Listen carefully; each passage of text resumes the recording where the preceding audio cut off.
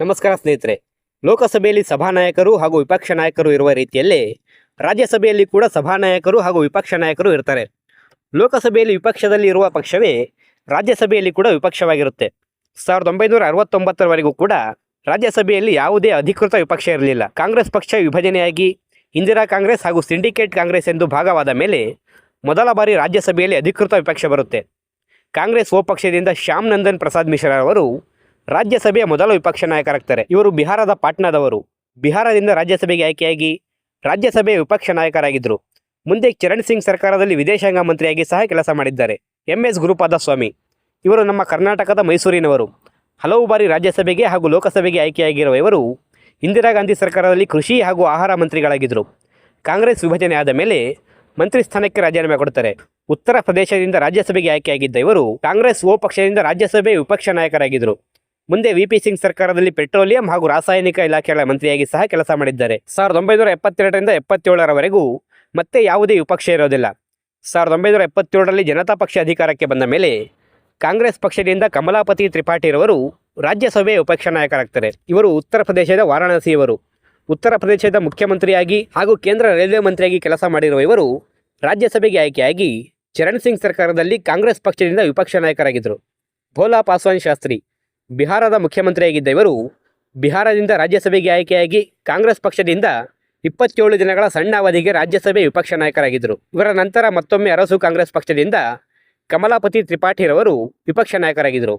ಲಾಲ್ ಕೃಷ್ಣ ಅಡ್ವಾಣಿ ದೇಶದ ಉಪ ಪ್ರಧಾನಿ ಹಾಗೂ ಗೃಹ ಮಂತ್ರಿಯಾಗಿ ಕೆಲಸ ಮಾಡಿರುವ ಅಡ್ವಾಣಿರವರು ಗುಜರಾತಿಂದ ರಾಜ್ಯಸಭೆಗೆ ಆಯ್ಕೆಯಾಗಿ ಜನತಾ ಪಕ್ಷದಿಂದ ರಾಜ್ಯಸಭೆಯ ವಿಪಕ್ಷ ನಾಯಕರಾಗಿದ್ದರು. ನಂತರ ಮತ್ತೆ 1980ರಿಂದ 89ರವರೆಗೂ ಯಾವುದೇ ಅಧಿಕೃತ ವಿಪಕ್ಷ ಇರೋದಿಲ್ಲ. 1989ರಲ್ಲಿ VP ಸಿಂಗ್ ಹಾಗೂ ಚಂದ್ರಶೇಖರ್ ಸರ್ಕಾರದಲ್ಲಿ ವಿಪಕ್ಷವಾಗಿದ್ದ ಕಾಂಗ್ರೆಸ್ಸಿಂದ ಗುಜರಾತಿಂದ ರಾಜ್ಯಸಭೆಗೆ ಆಯ್ಕೆಯಾಗಿದ್ದ P ಶಿವಶಂಕರ್ ಅವರು ವಿಪಕ್ಷ ನಾಯಕರಾಗಿದ್ದರು. ಇವರು ತೆಲಂಗಾಣ ರಾಜ್ಯದ ಹೈದರಾಬಾದ್ ಜಿಲ್ಲೆಯವರು. ಕೇರಳ ಹಾಗೂ ಸಿಕ್ಕಿಂ ರಾಜ್ಯಗಳ ರಾಜ್ಯಪಾಲರಾಗಿದ್ದ ಇವರು ಕೇಂದ್ರದಲ್ಲಿ ಕಾನೂನು ಮತ್ತು ನ್ಯಾಯ, ವಿದೇಶಾಂಗ ಇಲಾಖೆ, ಇಂಧನ ಹಾಗೂ ಪೆಟ್ರೋಲಿಯಂ ಇಲಾಖೆಗಳ ಮಂತ್ರಿಯಾಗಿ ಸಹ ಕೆಲಸ ಮಾಡಿದ್ದಾರೆ.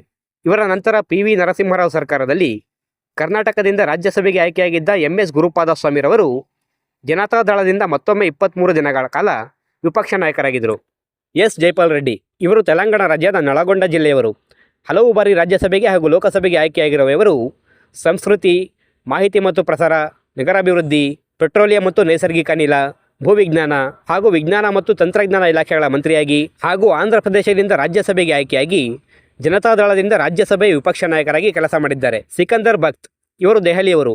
ಕೇಂದ್ರದಲ್ಲಿ ವಿದೇಶಾಂಗ, ವಾಣಿಜ್ಯ ಹಾಗೂ ಕೈಗಾರಿಕೆ ಮಂತ್ರಿಯಾಗಿ ಕೇರಳ ರಾಜ್ಯದ ರಾಜ್ಯಪಾಲರಾಗಿ ಕೆಲಸ ಮಾಡಿರುವ ಇವರು ಮಧ್ಯಪ್ರದೇಶದಿಂದ ರಾಜ್ಯಸಭೆಗೆ ಆಯ್ಕೆಯಾಗಿ BJP ಪಕ್ಷದಿಂದ ವಿಪಕ್ಷ ನಾಯಕರಾಗಿದ್ದರು.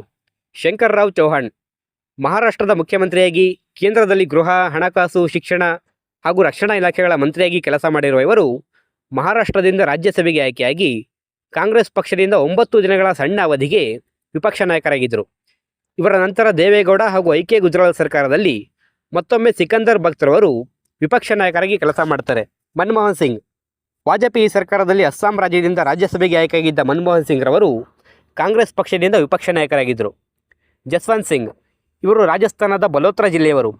ಕೇಂದ್ರದಲ್ಲಿ ಹಣಕಾಸು, ವಿದೇಶಾಂಗ ಹಾಗೂ ರಕ್ಷಣಾ ಇಲಾಖೆಗಳ ಮಂತ್ರಿಯಾಗಿ ಕೆಲಸ ಮಾಡಿರುವ ಇವರು ರಾಜಸ್ಥಾನದಿಂದ ರಾಜ್ಯಸಭೆಗೆ ಆಯ್ಕೆಯಾಗಿ BJP ಪಕ್ಷದಿಂದ ವಿಪಕ್ಷ ನಾಯಕರಾಗಿದ್ದರು. ಅರುಣ್ ಜೇಟ್ಲಿ ಇವರು ದೆಹಲಿಯವರು. ಕೇಂದ್ರದಲ್ಲಿ ರಕ್ಷಣಾ, ಹಣಕಾಸು, ಮಾಹಿತಿ ಮತ್ತು ಪ್ರಸಾರ, ಕೈಗಾರಿಕೆ, ಕಾನೂನು ಮತ್ತು ನ್ಯಾಯ ಹಾಗೂ ಸಹಕಾರಿ ಇಲಾಖೆಗಳ ಮಂತ್ರಿಯಾಗಿ ಕೆಲಸ ಮಾಡಿರುವ ಇವರು ಗುಜರಾತಿಂದ ರಾಜ್ಯಸಭೆಗೆ ಆಯ್ಕೆಯಾಗಿ BJP ಪಕ್ಷದಿಂದ ವಿಪಕ್ಷ ನಾಯಕರಾಗಿದ್ದರು. ಗುಲಾಂ ನಬಿ ಆಜಾದ್ ಇವರು ಜಮ್ಮು ಕಾಶ್ಮೀರದವರು. ಜಮ್ಮು ಕಾಶ್ಮೀರದ ಮುಖ್ಯಮಂತ್ರಿಯಾಗಿ ಹಾಗೂ ಕೇಂದ್ರದಲ್ಲಿ ಆರೋಗ್ಯ ಮತ್ತು ಕುಟುಂಬ ಕಲ್ಯಾಣ ಇಲಾಖೆ ಹಾಗೂ ಸಂಸದೀಯ ವ್ಯವಹಾರ ಇಲಾಖೆಗಳ ಮಂತ್ರಿಯಾಗಿ ಕೆಲಸ ಮಾಡಿದ್ದ ಇವರು ಜಮ್ಮು ಕಾಶ್ಮೀರದಿಂದ ರಾಜ್ಯಸಭೆಗೆ ಆಯ್ಕೆಯಾಗಿ ಮೋದಿ ಸರ್ಕಾರದಲ್ಲಿ ಕಾಂಗ್ರೆಸ್ ಪಕ್ಷದಿಂದ ವಿಪಕ್ಷ ನಾಯಕರಾಗಿದ್ದರು. ಮಲ್ಲಿಕಾರ್ಜುನ್ ಖರ್ಗೆ ಇವರು ನಮ್ಮ ಕರ್ನಾಟಕದ ಬೀದರ್ ಜಿಲ್ಲೆಯವರು. ಕರ್ನಾಟಕದಲ್ಲಿ ಹಲವು ಬಾರಿ ಶಾಸಕರಾಗಿ 2 ಬಾರಿ ಗುಲ್ಬರ್ಗಾದಿಂದ ಸಂಸದರಾಗಿ ಕೆಲಸ ಮಾಡಿರುವ ಇವರು ಪ್ರಸ್ತುತ ಕಾಂಗ್ರೆಸ್ ಪಕ್ಷದ ರಾಷ್ಟ್ರೀಯ ಅಧ್ಯಕ್ಷರಾಗಿದ್ದಾರೆ. ಕರ್ನಾಟಕದಿಂದ ರಾಜ್ಯಸಭೆಗೆ ಆಯ್ಕೆಯಾಗಿರುವ ಇವರು ಪ್ರಸ್ತುತ ರಾಜ್ಯಸಭೆ ವಿಪಕ್ಷ ನಾಯಕರಾಗಿದ್ದಾರೆ. ಇದುವರೆಗೂ ಒಟ್ಟು 14 ಜನರು ರಾಜ್ಯಸಭೆ ವಿಪಕ್ಷ ನಾಯಕರಾಗಿ ಕೆಲಸ ಮಾಡಿದ್ದಾರೆ. ಅದರಲ್ಲಿ ಕಾಂಗ್ರೆಸ್ಸಿಂದ 7 ಜನ, BJPಯಿಂದ 3 ಜನ, ಕಾಂಗ್ರೆಸ್ ಪಕ್ಷದಿಂದ 2 ಜನ, ಜನತಾದಳದಿಂದ 2 ಜನ ಹಾಗೂ ಅರಸು ಕಾಂಗ್ರೆಸ್ ಮತ್ತು ಜನತಾ ಪಕ್ಷದಿಂದ ಒಬ್ಬೊಬ್ಬರು ವಿಪಕ್ಷ ನಾಯಕರಾಗಿ ಕೆಲಸ ಮಾಡಿದ್ದಾರೆ. ಇವರಷ್ಟೇ ಅಲ್ಲದೆ BJP ಪಕ್ಷದಿಂದ SS ಅಹೋವಾಲಿಯಾ, ರವಿಶಂಕರ್ ಪ್ರಸಾದ್, ಕಾಂಗ್ರೆಸ್ ಪಕ್ಷದಿಂದ ಆನಂದ್ ಶರ್ಮಾ, P ಚಿದಂಬರಂ ಹಾಗೂ ಪ್ರಮೋದ್ ತಿವಾರಿ ರವರು ಉಪವಿಪಕ್ಷ ನಾಯಕರಾಗಿ ಕೆಲಸ ಮಾಡಿದ್ದಾರೆ. 2009ರಿಂದ ಇದುವರೆಗೂ 5 ಜನರು ಉಪವಿಪಕ್ಷ ನಾಯಕರಾಗಿ ಕೆಲಸ ಮಾಡಿದ್ದಾರೆ. ಸೊ ಇದಾಗಿತ್ತು ಸ್ನೇಹಿತರೆ ರಾಜ್ಯಸಭೆ ವಿಪಕ್ಷ ನಾಯಕರ ಬಗ್ಗಿನ ಮಾಹಿತಿ. ನಮ್ಮ ವರದಿ ಇಷ್ಟ ಆಗಿದ್ರೆ ಲೈಕ್ ಮಾಡಿ, ಶೇರ್ ಮಾಡಿ ಹಾಗೂ ನಮ್ಮ ಚಾನಲನ್ನು ಸಬ್ಸ್ಕ್ರೈಬ್ ಮಾಡ್ಕೊಳ್ಳಿ.